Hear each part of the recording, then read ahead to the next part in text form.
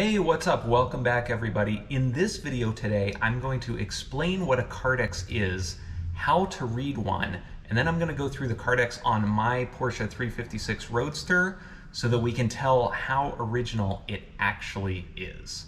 With classic cars, especially old Porsches, people love to brag about numbers matching. And I used to mistakenly think that that meant the VIN number matched the engine number. And I guess kind of it does, but they're not like the exact same numerical number. But it just means that the engine that came with your VIN number is still the same engine that is in the car, even though the numbers numerically are actually different between the VIN and the engine number. So to tell if your car is actually numbers matching, you need records from the factory. And for Porsche, that is called the kardex. The kardex is essentially the birth certificate for your car. It tells you the height, the weight, the gender. No, all right, it doesn't tell you that stuff, but it tells you the VIN number, the engine number, all the options that the car originally came with. So the kardex is actually what Porsche uses when they generate the certificate of authenticity that you used to be able to get through a Porsche dealership. I'm not sure if you still can get those anymore. So the kardex was actually a warranty document, and it would show the delivering dealer, maybe the first owner, any warranty work that might have been done in those first few years. It essentially was a warranty record for Porsche. And Porsche, being German, was super good at keeping records. So they have these kardex things going back really to the earliest Porsches that were produced.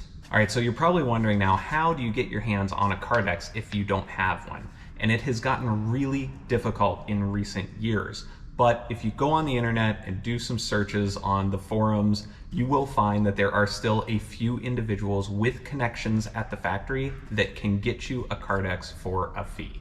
All right, so what's actually on the kardex and how do you read it? First, you're gonna need an English to German dictionary or Google Translate. Everything on the kardex is German, and you're gonna have to figure out what's what. Now, I'm gonna walk you through some of the main components and give you the translations for those. There's also a couple of documents floating around on the internet that have translations of all the different options that could have come on the cars and stuff like that. So you can Google and find those. If I have easy access to them, I'll put them in a link in the description. And I do not speak German, so I will not even try to pronounce most of these words. And if I do, then you can make fun of me in the comments for my terrible German pronunciation. All right, now I'm gonna walk you through my kardex for my car, and we can find out if this thing's a fake or if it's pretty original. All right, so the first thing in the top left here, this is the VIN number. This is what the whole kardex is indexed on, and my VIN number is 87474. There are a couple places on the car that you can find the VIN number, so let me show you here. Sorry, the lighting in my garage is not great. All right, so the first place that you can see the VIN number is on this little plaque in the driver's side door jamb, and you can see that mine actually is 87474. Another location where you can find the VIN number on these cars is right behind the spare tire, stamped into the chassis right here. And again, you can see 87474. Now, another thing to tell if some of the body panels are original, it will often have the last two digits of the VIN number stamped on the body panels. So as you can see here, we have 74 because my VIN number is 87474. So you can look for that on some of the body panels as well. All right, the next thing here is the engine number, and that's 601699. Now for the engine number, you can find it right on the stamping, right above the crank pulley here. You can see it right here, and it's 601699, exactly what it should be according to the kardex. The next box to the right is the transmission number. This number, you can find the stamps on the transmission casing. And just like with the motor, if there was a replacement, it'd be listed below that. You'll also see here the color. This is signal rot, which means signal red. And you can check the color. It also is in the door jamb here on the bottom of this little plate.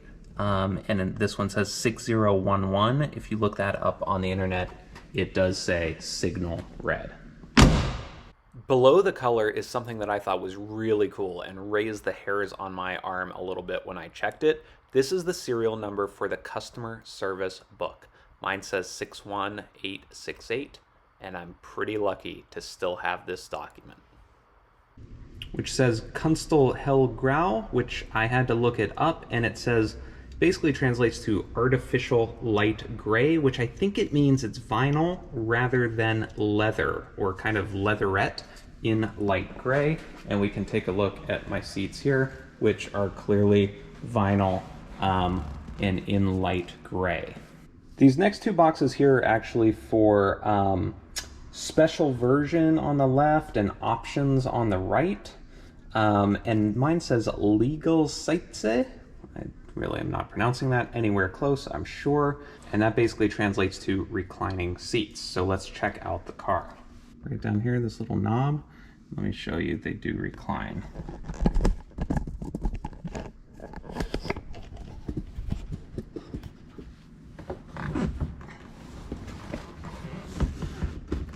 Look at that, reclining seats, just as described. Then we've got the handler, which is the distributor or the central dealer. And here we see Brumos, which is a pretty famous dealer in Florida. And I have records that say my car was sold by Bill Spreen Porsche in Atlanta, but it makes sense that Brumos in Jacksonville was the distributor. Below that, you have the owners, or at least the first owner. It's kind of handwritten, so it's a little hard to read, but James something of Atlanta, Georgia. And to the right of that is kind of the address and the remarks. The bottommost section is basically where any warranty work is done. All right, so that's how you read a kardex for an old Porsche. And now we know exactly how original, and I'd say it's pretty original, this 356 Roadster actually is. Thanks for watching.